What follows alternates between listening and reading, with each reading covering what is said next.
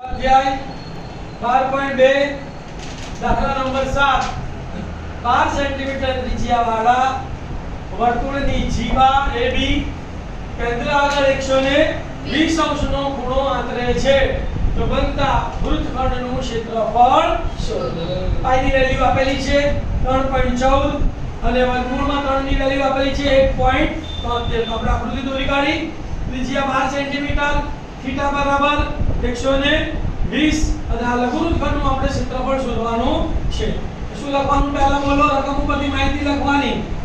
અહીં વૃત્તાંશની ત્રિજ્યા r બરાબર 12 સેન્ટીમીટર, થીટા બરાબર 120 અંશ, પાઈ બરાબર 3.14 અને વર્ગમૂળમાં 3 બરાબર 1.73. હવે લઘુવૃત્તખંડનું ક્ષેત્રફળનું સૂત્ર આપણને આવડે છે. એ લઘુવૃત્તખંડનું ક્ષેત્રફળ બરાબર લઘુવૃત્તાંશનું ક્ષેત્રફળ માઈનસ ત્રિકોણ OAB નું ક્ષેત્રફળ.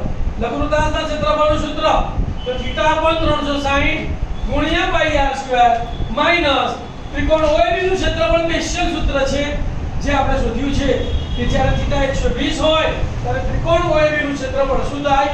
√3/4 r સ્ક્વેર.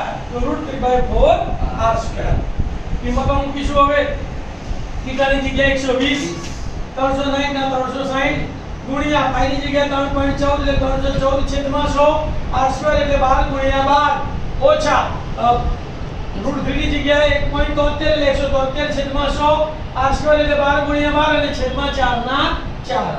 છેદ ઉડાડીએ તો 12 તારીખ 36 અને 3 ચોક 12. અહીંયા આવશે 4 તારીખ 12. તો કેટલા વધ્યા? 314 ગુણ્યા 12 ગુણ્યા 4, 314 ગુણ્યા 12 ગુણ્યા 4 છેદમાં 100 માઈનસ અહીંયા કેટલા વધ્યા? 173 ગુણ્યા 12 ગુણ્યા 3 છેદમાં 100. 314 ગુણ્યા 12 ચોક 48 કરીએ તો જવાબ આવે 15072 છેદમાં 100 છે એટલે પોઈન્ટ કાપી લઈશું બે આંકડા પછી એટલે 150.72. 173 ગુણ્યા 12 તારી 36 કરીશું તો જવાબ આવશે 6228 છેદમાં 100 છે તો પોઈન્ટ કાપી લઈશું 62.28. હવે બાદબાકી કરીએ ધ્યાન આપજો બોર્ડ ઉપર. 2 માંથી 8 જાય ના જાય. 7 ઉપર 10 કરીએ તો 7 ઉપર 6 અને 2 ઉપર 12. 12 માંથી 8 જાય તો 4, 6 માંથી 2 જાય તો 4. દશાંશ ચિહ્ન ના દશાંશ ચિહ્ન. શૂન્યમાંથી 2 જાય ના તો 5 ઉપર 10 લઈએ એટલે 4, શૂન્ય ઉપર 10. 10 માંથી 2 ગયા તો 8, 4 માંથી 2 ગયા તો આપણે 4 માંથી 6 જાય ના જાય એટલે 1 ઉપર 10 અહીંયા આવશે 0 અને અહીંયા આવશે 14.